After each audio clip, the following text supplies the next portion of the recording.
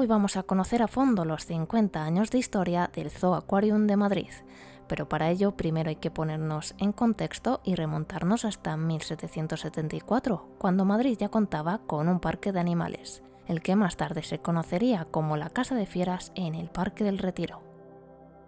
Fue fundado por Carlos III para albergar parte de los animales de la llamada colección real, pero con el tiempo cambió de manos, se abrió al público y al explotarse como zoo hubo que ir ampliándolo para poder acoger todos los animales que iban llegando.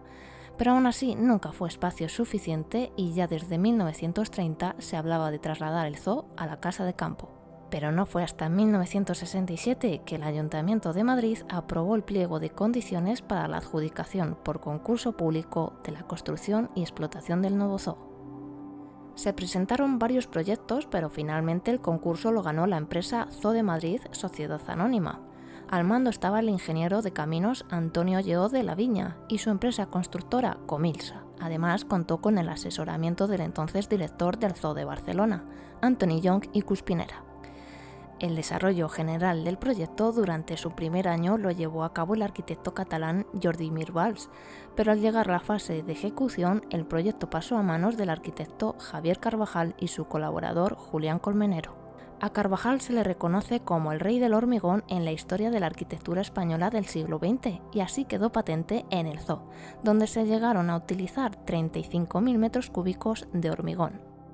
En su proyecto no quería recrear el hábitat natural de los animales, ya que consideraba que eso era escenografía, así que quiso crear instalaciones abstractas entre la escultura y la arquitectura y que con el tiempo se fueran integrando con el entorno gracias al crecimiento de la vegetación. Por otro lado, eliminó las rejas que habían sido protagonistas en la antigua Casa de Fieras y las sustituyó por instalaciones abiertas donde las barreras de seguridad son los fosos o los canales de agua. Además, contrató a 2 escultores para que dieran forma a varias de las instalaciones. Por un lado, Josep María Subirats realizó la de los tigres, leones, cabras y muflones. Y por otro lado, José Luis Sánchez se encargó de la de los osos pardos. Se destinaron 350 millones de pesetas en la construcción del zoológico, cuyas obras duraron casi 2 años y medio. Finalmente, el Zoo de la Casa de Campo se inauguró el 23 de junio de 1972 y lo hizo sin haberse terminado el proyecto, ya que por la evolución de las obras y la urgencia de realojar los animales de la Casa de Fieras, se vieron obligados a dejar para otra fase el desarrollo de las zonas restantes.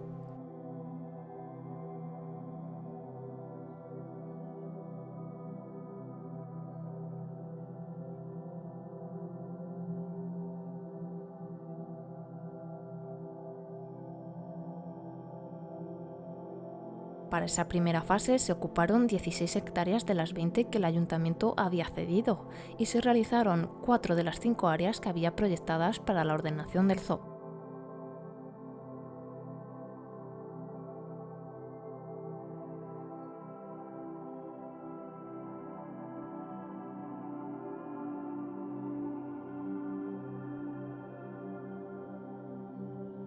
Como podéis observar en el primer plano que hubo, aparecían Europa,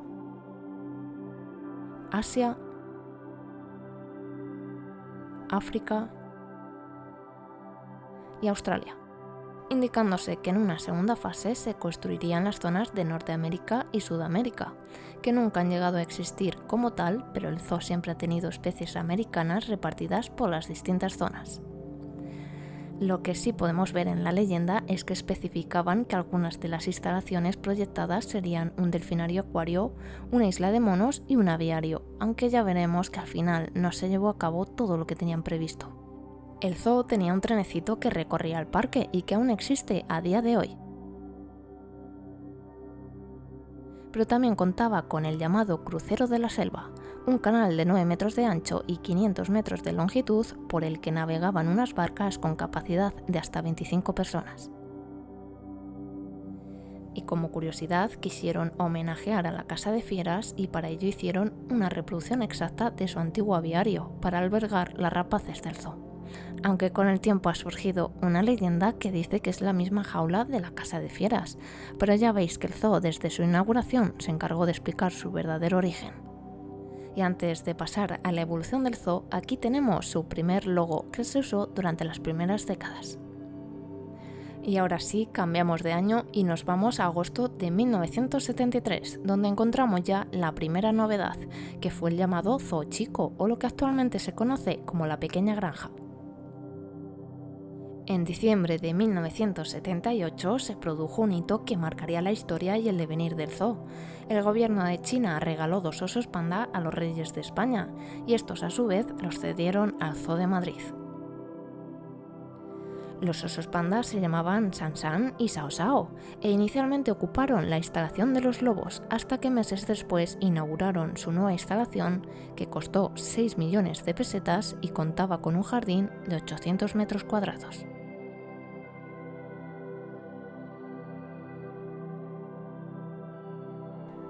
Pocos años después, en septiembre de 1982, la hembra panda Sao Sao tenía un parto gemelar. Tristemente, una de las crías fallecía a los 3 días y la cría superviviente sería bautizado como Chulín. Y sin duda se convirtió en el animal más reconocido de la historia del zoo, ya que al ser el primer panda gigante nacido por inseminación artificial en Occidente, fue noticia a lo largo y ancho del planeta, llegando incluso a entrar en el libro Guinness de los récords por ser el animal más valioso nacido en un parque zoológico, evidentemente desde el punto de vista de la conservación. Este hecho supuso que el Zoo de Madrid se convirtiera en uno de los más visitados de todo el mundo. Si recordáis, antes hemos visto que cuando se inauguró el zoo quedaron pendientes de hacer más fases para ampliarlo. Pues bien, en 1987, con la construcción del delfinario, por fin se lleva a cabo una parte de aquellos proyectos. No se construyó donde estaba previsto inicialmente, sino que fue más al oeste, en una zona que habían estado utilizando como almacén.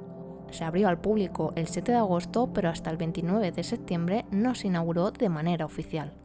Costó 400 millones de pesetas y contaba con una zona para delfines y otra para leones marinos, una grada con capacidad para 2.500 espectadores, y justo al lado de las instalaciones se creó un lago para albergar algunas especies como cisnes y patos, pero también para que los visitantes pudieran pasear en unas barcas a pedales. En abril de 1992 se inauguró Naturaleza Misteriosa, un pabellón de 600 metros cuadrados dedicado a toda clase de reptiles, anfibios, arácnidos y otras especies tropicales. Y en 1995 se produjo otro de los hitos más importantes de la historia del zoo.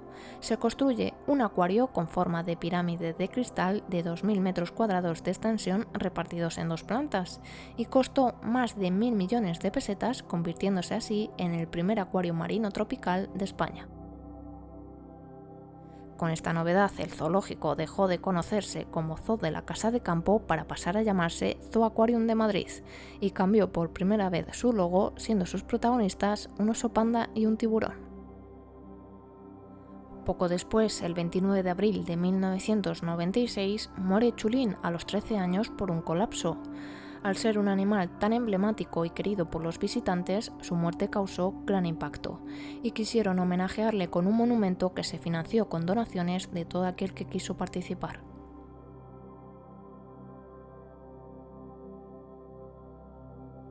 En 1997, el grupo Parque de Atracciones, lo que ahora conocemos como Parques Reunidos, compra la concesión del zoo por 3.900 millones de pesetas.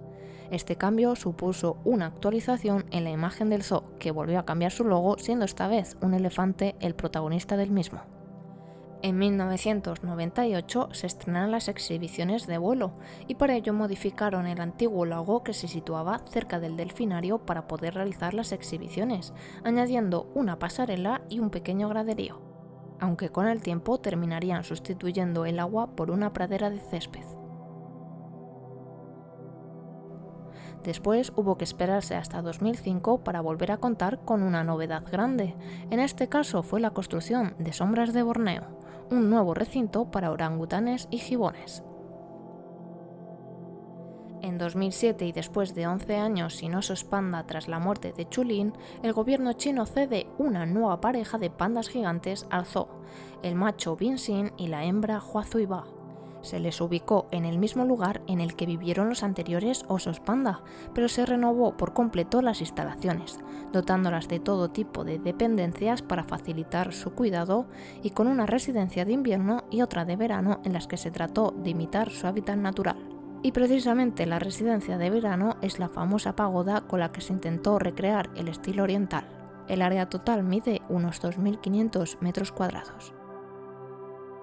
La llegada de esta pareja supuso un nuevo cambio en el logo del zoo, que sustituyó la imagen del elefante por la de un oso panda. Y desde entonces y hasta la actualidad, Huazhuiba ha tenido un total de 6 crías, los gemelos Po y Dede en 2010, Simbao en 2013, en 2016 tuvo a Chulina, la primera hembra panda nacida en el zoo, y en 2021 tuvo a otros 2 gemelos, Yuyu y Yuyu.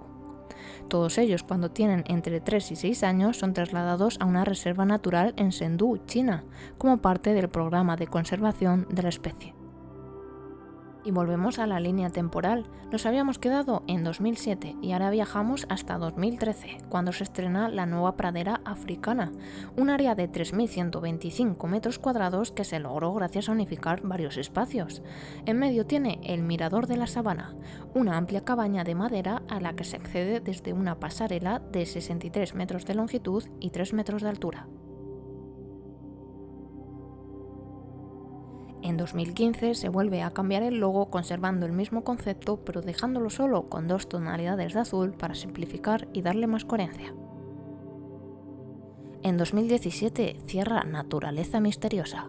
En un principio el zoo comunicó que contemplaba la posibilidad de crear un nuevo reptilario en unas instalaciones más modernas, pero 5 años después todavía no se conoce públicamente ningún indicio de que se vaya a llevar a cabo. Y finalmente viajamos a la actualidad, al 2022, donde el zoo está celebrando su 50 aniversario, por lo que han renovado su logo y, como no podía ser de otra manera, los protagonistas son los 2 gemelos panda que nacieron hace unos meses. ¿Y cuál es el futuro del zoo? Bueno, poco se conoce al respecto, únicamente que a Parques Reunidos aún le quedan muchos años de concesión, y por otra parte habrá que ver si estéticamente llega a sufrir algún cambio, y es que en 2010 la Casa de Campo fue declarada Bien de Interés Cultural por la Comunidad de Madrid. ¿Y qué conllevaba para el zoo? Pues que las estructuras y elementos originales, aquellos que diseñó el arquitecto Javier Carvajal, no podían ser alterados, debían conservarse tal y como se crearon. Esto evidentemente supondría dar marcha atrás a muchos cambios que se han ido realizando con el paso de los años, ya que las instalaciones se han ido modificando con el tiempo, bien para añadir nuevos sistemas de seguridad o para adecuarlas a las necesidades de los animales, también para tratar de imitar de algún modo los distintos ecosistemas e incluso para hacer referencias a los países de los que son originarios. Para proteger esos elementos originales, en 2018 el Ayuntamiento de Madrid encargó a unos arquitectos un plan director para fijar unas directrices de cara a posibles modificaciones que se pudieran hacer, como por ejemplo recuperar las riberas de los arroyos que cruzan el zoo, eliminar la megafonía para cualquier tipo de música ambiental o reclamo comercial, también eliminar la tematización de las instalaciones como la pagoda de los osos panda, o las columnas y otros elementos del hábitat de los elefantes, etc. En resumidas cuentas, con este plan director, el ayuntamiento buscaba proteger la obra arquitectónica de Carvajal, pero todavía no se ha publicado que se haya aprobado, así que en cualquier caso, si los cambios llegan, no serán inmediatos.